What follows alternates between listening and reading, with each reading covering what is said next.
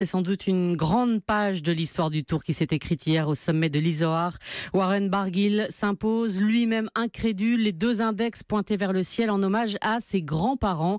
Et avec sur le dos un maillot à pois qui fait de lui le meilleur grimpeur de ce Tour 2017. Et forcément, on pense à Richard Virenque, mis à part les contrôles antidopage positifs qui suivront bien sûr. Mais c'est vrai que le parallèle est tentant, Émilie Bonneau. Ils ont le même style, longiligne, discret face à la caméra, chambreur dans l'intimité, mais surtout attaquant de talent et tacticien hors pair, comme l'a montré Warren Barguil hier.